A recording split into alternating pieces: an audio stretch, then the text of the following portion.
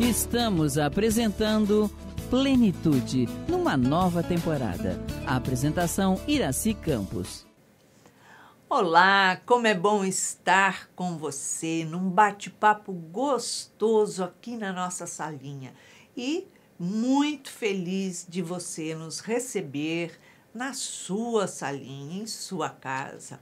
Nós estamos em plena campanha do Outubro Rosa, que é o mês da prevenção do câncer de mama. Aliás, a prevenção de todos os tipos de tratamentos da mulher. A mulher tem muitos cuidados que precisa ter atenção. Então, para bater um papo hoje sobre isso, nós temos uma convidada querida, especial, que é a médica ginecologista, doutora Luzia Matias. Ela é palestrante, escritora e vem entrar em plenitude conosco. Seja bem-vinda, doutora Luzia. Obrigada, amor. Você vai ficar me chamando de doutora mesmo? Não precisa? Tá bom. Seja bem... Fica pesado, assim, né? Combina com a minha pessoa. Mas é carinhoso, é respeitoso, tudo bem. É, respeitoso, com certeza. Aliás, para você poder chegar nesse patamar, isso tudo é muito. Não é fácil, não. Luzia, a gente está iniciando aí a campanha, né, da prevenção do câncer de mama. Em geral, as mulheres, elas têm o hábito de se precaver ou só quando chega nessa época fala, lembrei, ou... O perfil, né, humano é variável ao infinito, né? Você tem vários tipos de atitude em relação a isso e tem-se muito extremos. Certo. Então, você tem aquela pessoa que não faz nada porque quem procura acha, né? Como se só achasse porque foi procurar. Exatamente. Só tem por causa disso. É melhor você achar do que ser achado, né? Com certeza. Mas é uma atitude, mesmo um mecanismo de defesa. Uma pessoa tem tanto medo que não olha para o medo, né? E não dialoga com ele, não tem uma postura de racionalização em relação a isso. Então, não faz exame porque, justamente, quem procura acha. E tem aquela pessoa que quer fazer mamografia fora da faixa etária, fora do prazo recomendado, né? A pessoa quer fazer mamografia com 30 anos, ou então quer fazer mamografia com 80, entendeu? Que já não precisa mais. Não. Não sabia Pois disso. Tudo em medicina é uma decisão baseada em risco-benefício, né? Sim. A exposição ao raio-x é um risco. Uhum. Então, quando é que você vai expor o paciente à radiação? Quando o benefício compensa. Então, a faixa etária de maior incidência do câncer de mama é dos 40 aos 70. Tendo um pico na faixa dos 60, 50 mais, assim, né? Então, a partir dos 70, o que acontece? Tudo aquilo que é reprodutor na mulher entra numa fase de atrofia. Não tem o hormônio do ovário. Então, a mama tem dois tipos de tecido, basicamente. Tem a glândula, que faz leite, e essa é sensível ao hormônio, e é na glândula que dá câncer. E tem a gordura. À medida que as glândulas vão desaparecendo por falta de estímulo hormonal, fica aquela mama que só tem gordurinha praticamente, né? Mas a minha tia, minha avó, minha amiga, não sei de quanto, tinha 80, mas já não é uma incidência que compense a radiação. Né? Certo. Porque, a rigor, você pode ter câncer em qualquer parte do corpo. O que você vai fazer? Vai dormir numa máquina de ressonância, ver o cérebro, ver o olho, ver o osso. Cada hora uma coisa. Impossível, né? Então, verdade. Assim, em linhas gerais, é um exame que a mulher deve fazer. Tem protocolos de 1 ano, tem protocolos de 3 anos, né? Certo. A mamografia entre os 40 e os 70. E depois, se não notar alguma alteração, ela vai ao médico, o médico examina, se ele suspeitar de alguma coisa, mas toda a parte de câncer já vai entrando em declínio, né, da área ginecológica, né, bem entendido, né? Sim. A atenção maior vai para o intestino, que também tem a sua prevenção, através da colonoscopia, depois dos 50. Então, você vê que esses exames de prevenção, eles são orientados com base em estatística. Certo. Hoje, a mamografia está bem acessível, né? Muitas clínicas, até populares, que oferecem, né, essa proposta. Então, não tem por que não fazer a mamografia se a pessoa está nessa faixa etária de 40 a 70. E se notar alguma coisa esquisita, vai no médico para conferir. Aí eu estou falando isso para você, estou me lembrando daquelas pessoas que ficam tocando piano na mama, né?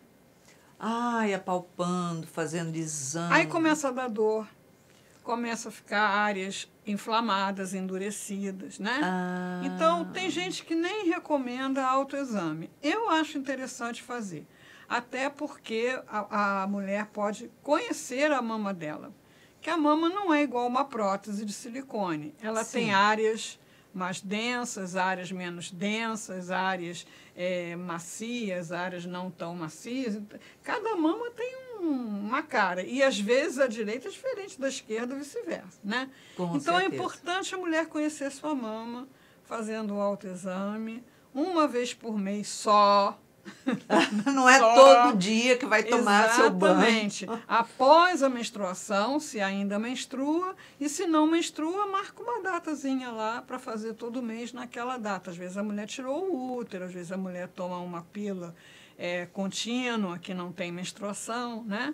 Então, para conhecer sua mama. Mas a mulher que está apavorada com câncer de mama, teve uma amiga, teve uma prima, teve alguém na família, ouviu a campanha, aí ela começa todo dia... Ai, tá doendo aqui. Acho que tem uma coisinha que não tinha. Quando chega no consultório, só para relatar para o médico a queixa, ela vai na mão e... Não, porque eu comecei assim, porque não sei o que. Então, essa coisinha assim... Esse piano que dá ela dor, toca. inflama. Não dá câncer não, tá, gente? Dá dor, inflama e reflete um estado psicológico bem como é que eu vou dizer? Comprometedor da qualidade de vida, que a gente sabe, né? A gente que é espírita, que trabalha com o homem como um integral, um ser integral, a gente sabe que saúde não é só ausência de doença. Com certeza, com certeza. Então, às vezes a pessoa não tem nada na mama, mas está doente. E a tensão de poder ter, porque minha mãe teve, a minha avó teve, sei lá quem mais teve. Isso. Então, essa tensão pode até gerar, porque a pessoa fica conectada com isso, pensando, será que eu tô? Porque se a gente pensasse em câncer, tivesse em câncer, eu acho que não sobrava mais ninguém. Não sobrava ninguém. Não, existem barreiras, né, de manifestação do pensamento na matéria, porque se não existisse, né? Nossa. Vamos pensar no elefante. Aparece um elefante aqui, né? Então, a coisa demanda, né, uma insistência, uma permanência. Mas a pessoa não tem câncer na mama, mas não tem qualidade de vida, né? Vive com ansiedade, e a ansiedade começa a detonar um monte de coisa. Então, o que eu estou querendo focar, né? Em relação a câncer de mama, outubro rosa, em relação a todas as outras campanhas de prevenção, bom senso, né? Vê se você está na faixa etária, vai com medo, mas vai, porque senão aquele medo vai virando fantasia, e aquelas fantasias comprometem muito a qualidade de vida. Com certeza, nossa. Você tocou numa coisa que é interessante, que é a questão genética, né? Quando a mulher tem uma informação genética para câncer de mama, ele geralmente aparece na mulher jovem. Porque esse câncer que aparece na mulher de 60... Não, é do envelhecimento. Olha só que Entendeu? interessante. Então, quando você tem uma prima que teve câncer de mama com 30 anos, é interessante você acompanhar com o mastologista. Ele vai pedir lá o que ele achar interessante, né? Uhum. E tem aquele caso lá da Angelina Jolie, que tirou as 2 mamas, enfim. Mas tenho câncer de mama na família. E a gente pergunta, quem na sua família teve câncer de mama? Minha avó. Então, esse câncer não é genético, porque se fosse genético, se manifestava mais cedo, né? E, infelizmente, esse é mais agressivo. É mais agressivo daí. Olha só que interessante, eu não sabia não. Isso eu não estou deixando você nem perguntar nada, né? Não, a gente, é isso que é legal, a gente ir conversando, porque você vai esclarecendo muitas vezes algumas coisas que eu nem perguntaria, mas que uma coisa vai puxando a outra, né? Exatamente. Então, assim, a questão do medo, né? A gente precisa conversar com ele. Sim. Para ele não virar doença, né? Exato. Colocar ele num foco, dialogar. Então, não pensa quem procura acha. Com e certeza. Isso nos leva a uma notícia muito boa, que você já deve ter notado nos seus relacionamentos, nas notícias, né? Que o câncer como um todo, né? Porque são muitas doenças diferentes com o nome de câncer. Mas Sim. esses mais conhecidos, como o de mama, hoje tem possibilidades de cura altíssima. Exato. Mas depende do diagnóstico precoce. Luzia, o homem também tem câncer de mama, não é isso? É bem mais raro, claro, mas o homem tem mama, né? Se tem mama, pode ter câncer de mama. Mas é uma mama rudimentar. O que a gente, infelizmente, está assistindo é o uso indevido de hormônios, né? Então, se criam padrões de beleza totalmente antinaturais. Com certeza. Que a pessoa quer colocar uma musculatura antinatural. Exato. E é facilmente iludido, né, por profissionais desonestos, né, que só visam o lucro, a tomar um negócio que eles chamam de suco, que de suco não tem nada, é testosterona mesmo, né? Isso pode estimular, não é isso? Sim. E também a questão de homossexuais que tomam hormônios para provocar o crescimento da mama. Então, nesses casos, é comum. Eu posso contar uma história engraçada? Sim. Se não for legal, depois você... Não, pode contar, sim. Eu fiz uma reciclagem, né, sobre câncer de mama lá no INCA. E eu estava no ambulatório acompanhando a triagem, né, que é um movimento muito grande, e o colega que estava atendendo, ele não levantava o rosto do papel, né? Quando ele sentia que a pessoa entrou, ele falava assim, bota a bolsa na cadeira, vai ali, tira o sutiã e deita. Bota a bolsa na cadeira, tira o sutiã e deita. Aí eu, que entrou um rapaz, entrou lá um rapaz, desculpa, né? Mas então, foi bem lembrado, existe... mas não é alvo de campanha porque é uma coisa rara. Agora, se seu filho, se alguém, irmão, alguém conhecido está fazendo uso de hormônio, é bom alertar, né, para procurar um médico sério, né, um endocrinologista. Se o negócio é ganhar peso, massa muscular, procura um profissional sério. Existem muitas formas naturais de você ganhar peso e se você quer desenvolver o músculo, faça exercício. O problema é que eles apresentam um padrão que é inatingível pelo exercício. Seduz a pessoa com aquele padrão. Umas coxas enormes. Nem que você fique o dia inteiro malhando. E aí a pessoa apela para essas coisas. Inclusive mulheres também. Agora sim, agora também. Tem mulheres, eu olho, às vezes eu falo assim, meu Deus, essa mulher passa perto de mim, me dá uma pernada, me quebra inteira. Com certeza. Não, não dá para acreditar. Mas o homem vai ter a campanha agora de novembro, que é do câncer de próstata, né? Que é também um câncer de acesso fácil, tanto ao diagnóstico quanto ao tratamento.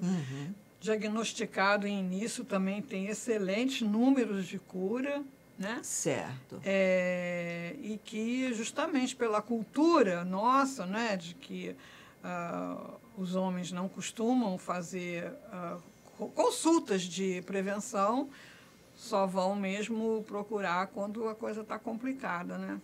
Quando a mulher faz um autoexame e encontra lá uma bolinha, seria um nódulo? Seriam cistos? Nódulo e cisto são a mesma coisa? Não, o nódulo é um caroço. Certo. Né? Que na maioria dos casos é benigno. E o cisto é alguma coisa de conteúdo líquido. Então, a mama tem gordura, né? O tecido conjuntivo que dá sustentação ali, a arquitetura, porque as glândulas elas têm que ter o canalzinho se dirigindo para o mamilo. Né? Sim. Então, elas não podem estar distribuídas de maneira aleatória, elas têm que estar naquele design. Naquele né? formato. E, às vezes, essas glândulas que produzem leite, elas produzem um líquidozinho e aí você vê cisto. Cisto é benigno, porque é líquido na mama, né? Sim, sim. E como que é feito o diagnóstico de câncer de mama? Então, nenhum exame de imagem dá diagnóstico. Olha só. Exame de imagem dá suspeita. Então, tenho eu já alguns aninhos, né, de estrada, então já vi várias mamografias classificadas lá, porque tem aquela classificaçãozinha, BIRAD, né? Sim. Aquela classificação é para orientar conduta, para orientar protocolo. Então, 1 e 2, rotina anual. O 3 é porque apareceu algum nódulo, mas com características benignas. Então, se é a primeira vez que aparece aquele tipo de nódulo, características benignas você vê pelo contorno, pela densidade, você vai fazer um controle semestral. A partir do 4, BIRADS 4, que às vezes vem 5 também, você tem que ter tecido para poder diagnosticar. Aí tem que fazer uma biopsiar.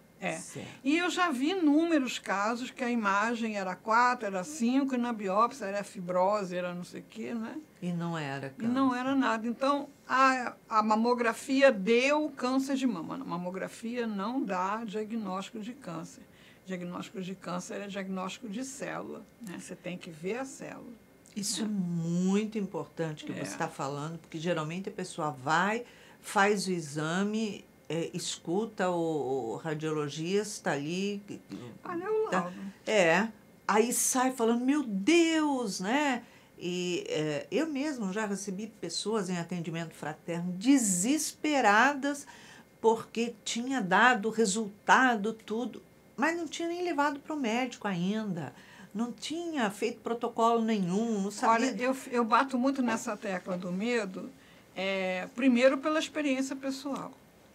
Sim. Ninguém tem mais medo do que médico.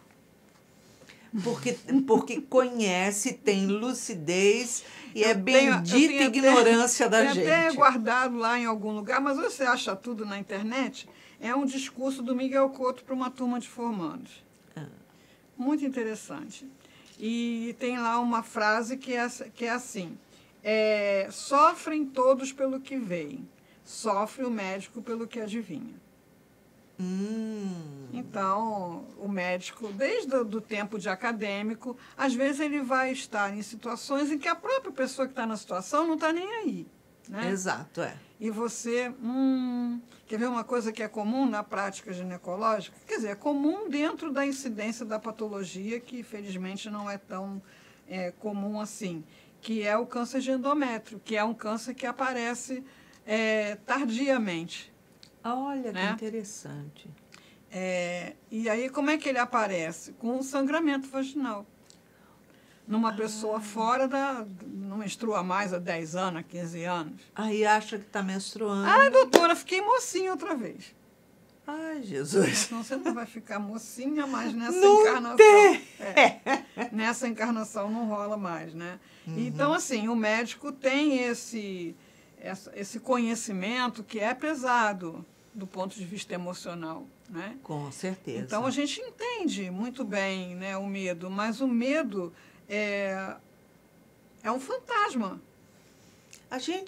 Se a gente for ver, a gente não sai de casa porque tem medo de ser atropelado, isso, aquilo. É um Também não fantasma. fica dentro de casa porque pode cair um avião em cima da sua casa. Nem Como? tanto, Não nem é? tanto, não precisa tanto. É. Né? Então, assim, eu recebi uma paciente completamente descontrolada emocionalmente, chorando muito, desesperada, porque ela estava com câncer de mama. Quem falou para você estar com câncer de mama? Deu aqui no meu exame. Deixa eu ver seu exame. Então, assim, a mãe dela teve câncer de mama e o sinal precoce, foram microcalcificações. Mas não é qualquer microcalcificações, é aquele tipo de microcalcificações. Específico, né? Então, o câncer da mãe dela foi diagnosticado a partir daquela imagem, né? Que levou a biópsia e confirmou. E a mãe dela foi tratada e curada. Mas ela estava em pânico porque o câncer da mãe dela começou com isso e o exame dela tinha dado isso. Aí eu fui olhar, estava escrito não. Não foram vistas microcalcificações. Ela não conseguia ver o não. Mas você está vendo? Medo. Não conseguia ver o não. Né? Meu Então, Deus. eu procedo assim comigo, né? Consegui desenvolver essa prática comigo, que é marcar data na agenda. Quando chega naquela data, eu vou direto e marco a consulta. Aí, até chegar a consulta, eu esqueço aquele negócio. Vou estudar espiritismo, vou ao cinema, vou no shopping. Chegou o dia da consulta, aquele dia é tenso, vou lá na consulta. Aí vou lá, passo lá pela primeira etapa, que é o exame médico, tudo bem, vai fazer o exame. Aí eu vou, marco o exame. Até o dia do exame... Também não dou a mínima. Não chegou o dia do exame. O pensamento vem, mas você já tem uma estratégia. Né? Não vou me preocupar com isso, porque não está no dia do exame. Chegou o dia do exame, você vai lá e faz o exame. Aí chegamos aonde eu quero chegar. Pegou o resultado, não abre. Isso eu acho importante. Porque eu não faço isso também. Exatamente. Porque isso foi uma experiência pessoal. Quase todo mundo sabe que eu tive um câncer, né?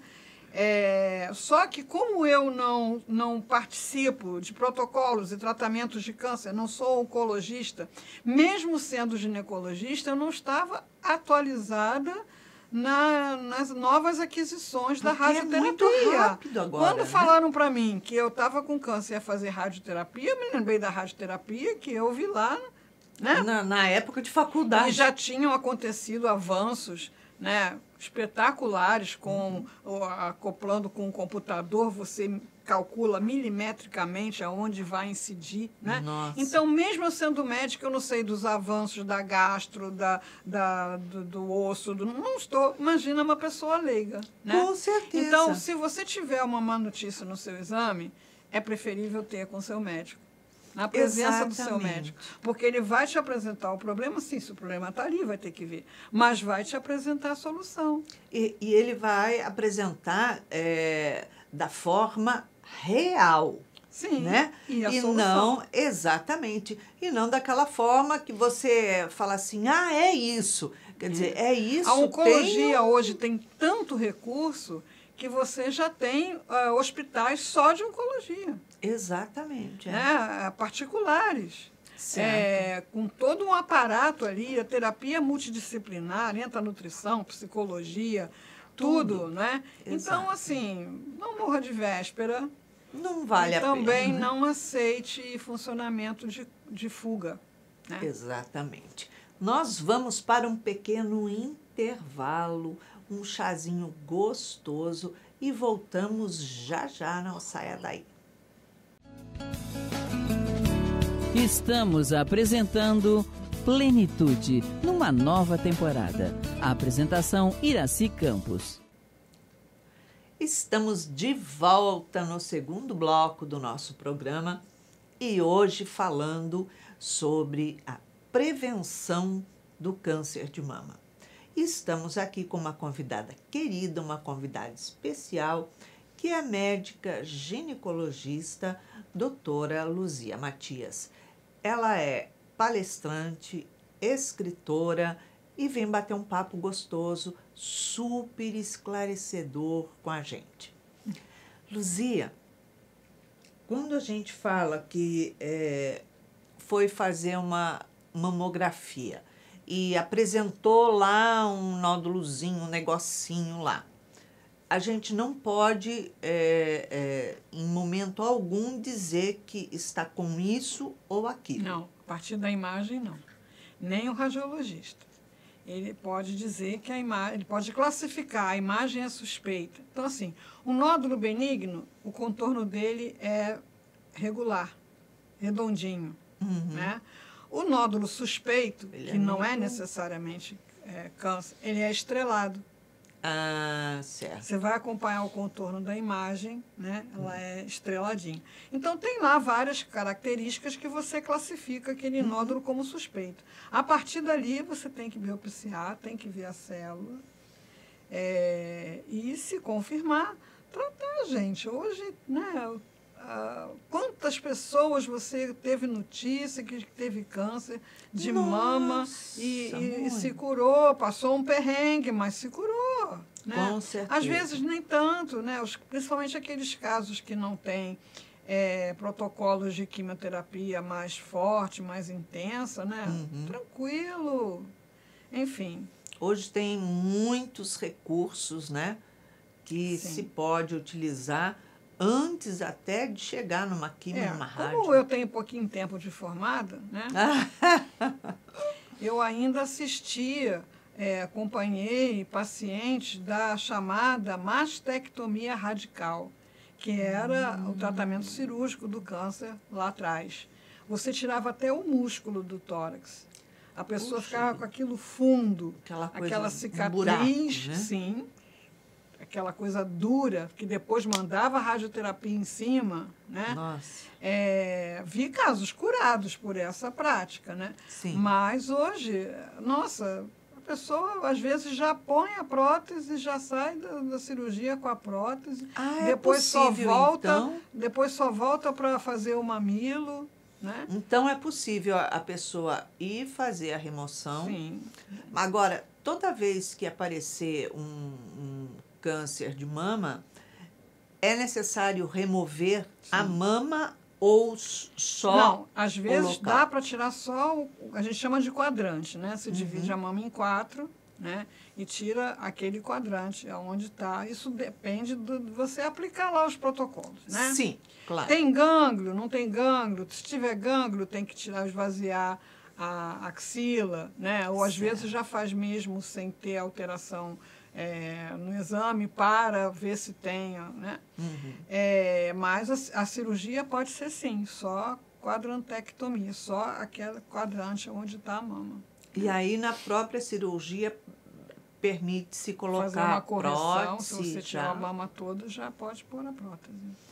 E o fato de ter apresentado numa mama justificaria a pessoa querer remover a outra também para não correr risco? Depende do estudo genético, né? Certo. Existem os chamados marcadores tumorais, que eu não acho relevante a pessoa fazer de rotina, porque eles são influenciáveis por outros fatores. Aí a pessoa olha, marcador tumoral, pronto, enlouquece, né? Aí vai ficar com aquela perseguição, enlouquece, né? Enlouquece. Então, se você tem casos na família, como eu falei, não é, de mulheres jovens, né? Você pode fazer essa investigação genética e optar por retirar a glândula e substituir por prótese, né? Certo. Mas não tem valor você fazer. Então, vamos fazer em todo mundo, porque aí você acaba com câncer de mama. Mas e o do intestino? Vai tirar o intestino? E o da bexiga? E o do, entendeu? Vai deixar só a casca e esvaziar tudo que tem lá dentro. Então, tem que ter bom senso, né? Não fugir geral e também não ficar obcecado por essa ideia, né? E o câncer de útero? O de colo de útero, que é o mais frequente, é o que a gente tem acesso a colher material direto ali pelo Papa Nicolau, né? Sim. ele hoje já se sabe que é uma relação muito íntima com a contaminação por HPV. Que já tem vacina, que a rede pública já vacinou as meninas e que qualquer mulher pode procurar uma clínica de vacina e solicitar essa vacina ou pedir ao médico que prescreva a vacina, né? Porque a relação entre câncer de colo e HPV é bastante próxima, né? O câncer de endométrio, ele já é raro, ele já não é uma coisa que fique dentro da faixa de prevenção. Você faz uma ultrassonografia, né? Está sempre 0 quilômetro lá. De repente apareceu uma coisa que pode ser pólipo, uma coisa mais espessada, um sangramento que não para. Você tem como fazer uma videoesteroscopia, que é um procedimento de consultório, né? Que vai olhar lá também, se houver alguma coisa para biopsiar, vai biopsiar. Então, no geral, o câncer de útero, ele não é, assim, não é um grande problema. Certo. Porque você tem como ver o colo e o endométrio, né? Que são, perfeito. São separados. Tem também muscular? Tem, mas aí você já entra numa coisa de raridade que não é o alvo das campanhas, né? O alvo das campanhas são as coisas comuns do dia a dia, né? Enfim, qualquer anormalidade você vai relatar para o seu médico, ele vai proceder à investigação. E outra coisa também, não é? Se a pessoa já passou da menopausa, o que acontece após a menopausa em quem não faz reposição hormonal? Todo o genital vai atrofiando, porque ele se desenvolveu por estímulo do hormônio. Sim. Né? Então, uma coisa é a genitália de uma menina, outra coisa é a genitália do adolescente, da mulher madura e da mulher na pós-menopausa. Se não faz nenhuma reposição hormonal, vai atrofiando as glândulas, a vagina, vai, né, tendo pouca secreção. Fica uma coisa muito sofrida, colher material ali, a pessoa muitas vezes nem está tendo vida sexual, ou então tem vida sexual ativa com um parceiro. Sim. Um parceiro confiável.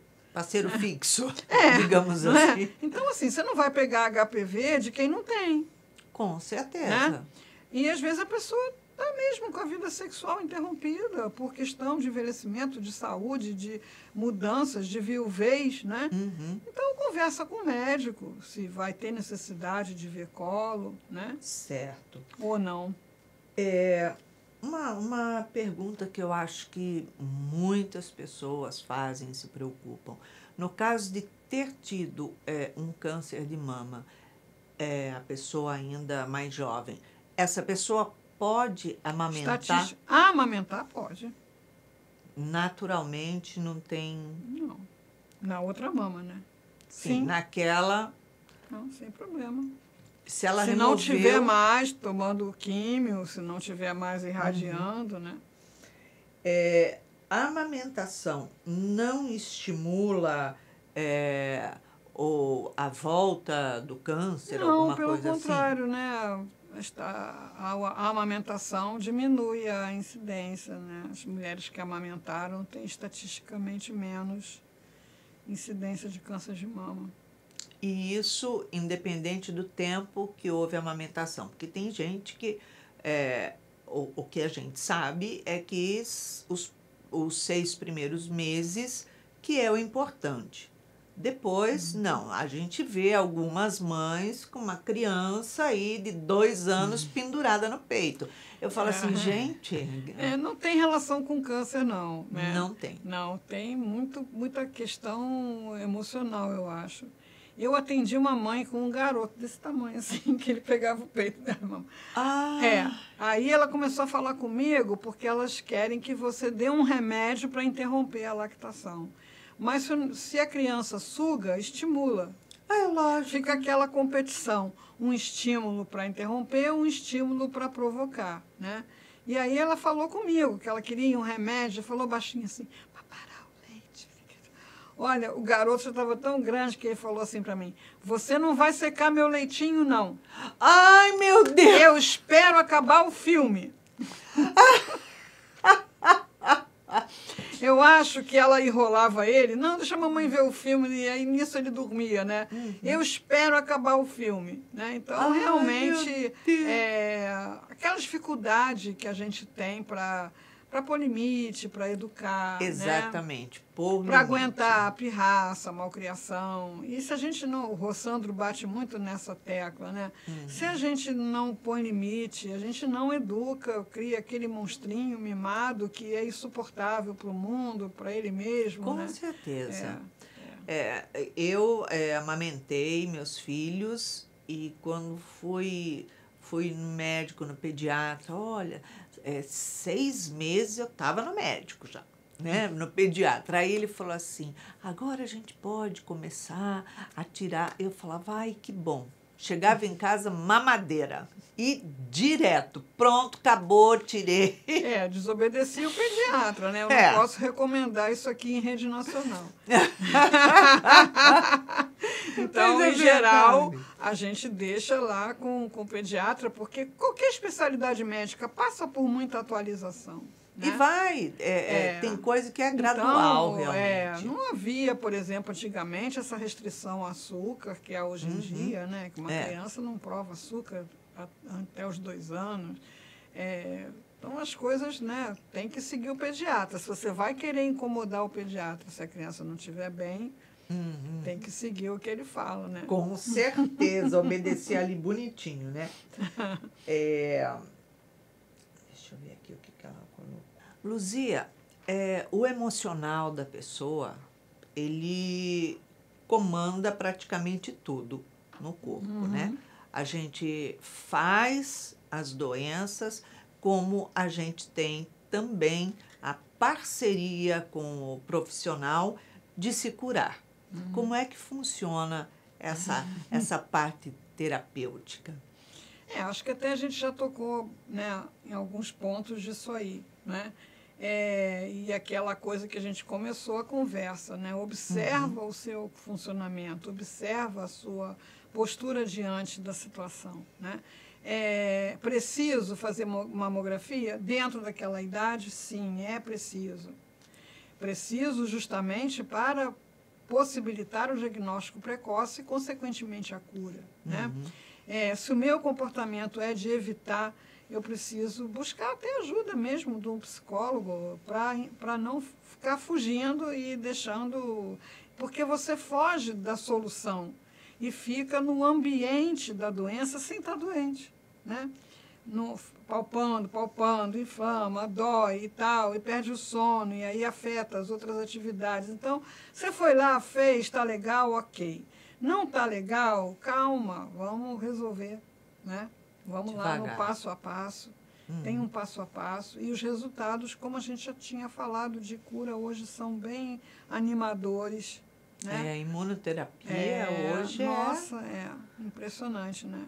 Ainda não é uma coisa acessível para todo mundo, infelizmente, mas é o futuro, né? Quanta coisa antigamente era muito cara e inacessível que hoje já está aí. Hoje, né? os laboratórios até simples já fazem. Exatamente. Então, assim, o que a gente quer deixar, esse mês é de alerta, de campanha da mulher na questão da prevenção do câncer de mama, e do câncer ginecológico como um todo. Fica com a sua rotina em dia, que você fique em paz, fica tranquilo. Uma vez por ano fazer o... Tranquilo. Tem protocolos até de mais tempo, aí depende do médico que está acompanhando, né? Adotar. Na rede pública se adota 3 anos. 3 anos? A mamografia. Aí, assim, como esse não era o meu protocolo, eu, quando trabalhava na rede pública, eu falava, olha, ao longo do ano, você junta um dinheirinho e faz. Faz todo ano, que é melhor, né? Mas tem a coisa do elemento radiação também, né? Enfim, é filigrana. O que interessa é você seguir a orientação do seu médico, o que ele propõe para você. E ter um médico, né? Hoje em dia a gente percebe que há muita dificuldade nessa relação de confiança. Fenômenos, né, do nosso tempo. Então, às vezes, se perverte completamente a sequência lógica da consulta. A gente recebe pacientes que chegam dizendo assim, eu vim aqui para a senhora me pedir isso, me pedir isso, me pedir isso, me pedir isso. O que a senhora quer, meu carimbo? Caramba! Né? Assim, não, peraí, você vai me falar o que você está sentindo. A pessoa acha as coisas na internet e já vai... Você vai me dizer primeiro o que você sente, o que você está preocupada, qual é seu pensamento. Depois vamos examinar, né? Depois vamos... Então, pedir o exame, depois vamos receitar. Tem uma sequência lógica, né? Mas essa relação está muito tumultuada hoje em dia, de ambas as partes, por parte do próprio médico, infelizmente, né? Tem médico que a pessoa chega, fala o que está sentindo, não olha no exame, não conversa, faz esse exame e volta. Então, o que fica na cabeça da pessoa? Que quem vai resolver o problema é o exame, né? Exato. É que nem aquele, põe a bolsa, tira o sutiã. E deita. E deita. O sutiã. Então, assim, nesse automático, né, e ter uma relação de confiança com o médico é um diferencial. De muito qualidade. Importante. Nossa. A confiança é tudo. Exatamente. Se você não... É uma coisa que eu falo, se você não confia no teu médico, procura outro. Exatamente. Não se sente bem, confortável, não tem uma relação boa, não vale a pena. Exatamente. Não responde às suas perguntas, não atende à sua ansiedade, não dialoga com seus medos. Então, a gente vive uma era de muita informação, que por um lado é muito bom, a gente não poderia estar fazendo isso aqui há algum tempo atrás, né? Com certeza. Mas, por outro lado, também é muita coisa para administrar. Exatamente. Hoje em dia, as meninas já bem jovens, elas já procuram um cirurgião plástico, já faz nariz, puxa para cima, para baixo, para o lado, sei lá, vai lá, bota prótese. A maioria delas vão atrás de colocar prótese. Colocar prótese, ainda assim, jovem, lá pelos seus 16 anos, não é algo precoce que pode vir mascarar qualquer exame que ela venha fazer, porque a mamografia é um exame bem chato de fazer, né? Não é não, senhora. Eu acho. Não é não, senhora. Eu faço, sem dúvida, mas eu acho chato. Não, um apertãozinho assim, outro assim, um assim, outro assim, só isso. É. Quanto mais jovem a mulher, mais ela tem sensibilidade, porque tem mais glândula do que gordura, né? Uhum. Mas se já é um exame que você vai fazer a partir dos 40, já começa a declinar a questão da... né? E a mama com prótese tem uma técnica da mamografia para você rebater a prótese, né? A pessoa não fica, ou faz a ressonância, não fica inacessível ao diagnóstico precoce, não. Agora, os critérios para implantar prótese é que depende do cirurgião plástico. E a gente nunca sabe até que ponto essa pessoa, né, está sendo... comprometida com a sensatez ou com a demanda. A demanda do bolso, né? Eu acho que, no mínimo, uma pessoa de 16 anos que não tem uma... Porque tem meninas que botam uma mama gigante. Tem. Aquilo pesa, entorta a coluna, ela tem dificuldade de uma elasticidade, botar uma né? roupinha, né? Um caso bom para uma plástica de mama, né? Agora, para atender a essas imagens produzidas, né, pela mídia, né, pela internet, pela TikTok, pela não sei o quê, né? Nossa, muita doença. Eu acho que se fosse minha filha hoje, eu levaria para conversar com o psicólogo. Com certeza. Não vou dizer assim, não vai fazer, mas vamos ver que demanda é essa. O que tem, muitas vezes, por trás daquilo que está te incomodando, né? Por que você tem que chamar tanto atenção para os seus seios ali? O que está acontecendo? Qual a demanda, né? Porque uma demanda emocional não vai ser atendida por essa prótese, né? Nada vai satisfazer. Aí começa piercing, prótese, tatuagem. Às vezes até brinco lá com as pacientes mais jovens, porque eu sou aquela pessoa que lê rótulo tiver uma lata com rótulo, eu vou ler o rótulo, né? E a pessoa vem com tanta coisinha escrita, eu quero saber o que é isso, que boneco é esse, que frase é essa, que não sei o quê. Então, assim, por que a pessoa tem essa necessidade de ser um gibi ambulante, né? Exatamente, porque se a pessoa fez uma tatuagem, um negocinho, falar. Agora, vira compulsão. O braço, a perna, a outro braço, outra perna, as costas. Aí começa a espalhar um monte de coisa. A gente olha a pessoa é tumultuada. Sim. Não é? Sim. Então, ali tem uma questão psicológica que precisava ser abordada, sem demonização, sem crítica, mas é uma necessidade que precisava ser bem entendida, né? Mas se você for em determinados serviços de estética, infelizmente a gente sabe que quer botar bumbum bota, quer botar mama bota. É isso mesmo. E além dos riscos do procedimento em si, né? Exato. Tem a questão da questão psicológica que está gerando aquela demanda ficar encoberta, né? Uhum. Fica Com encoberta. certeza. O fato de colocar prótese muito nova, começa a haver necessidade, digamos assim, de antecipar os exames? Não, porque a glândula está lá. Certo. A glândula está lá, por cima da prótese está a glândula.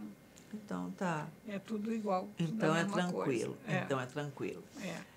A minha preocupação realmente é com a questão emocional. Uhum. Né?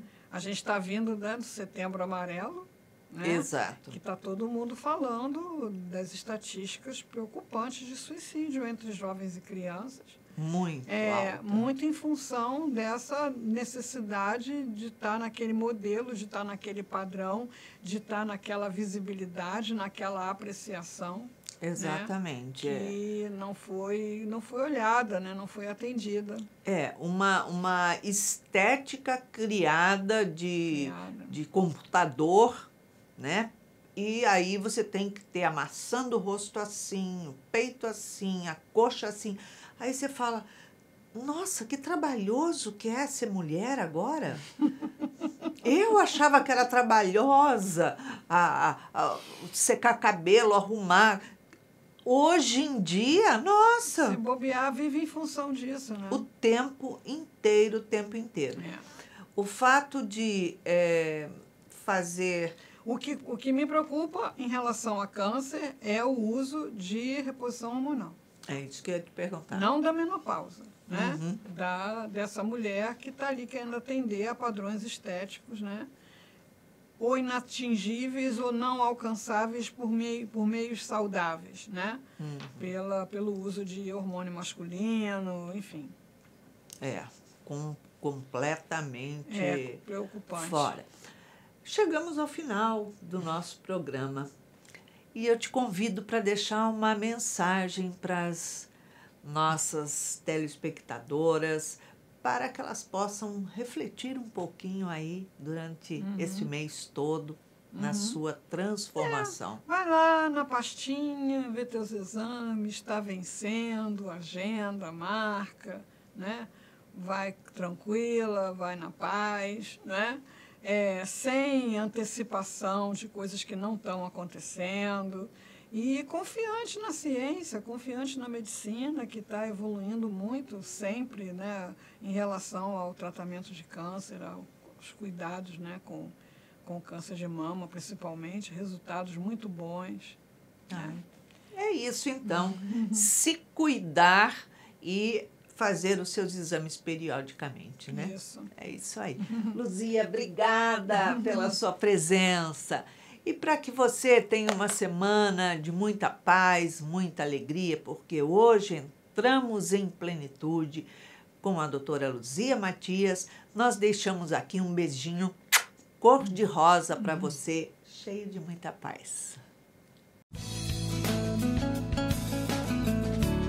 Acabamos de apresentar Plenitude.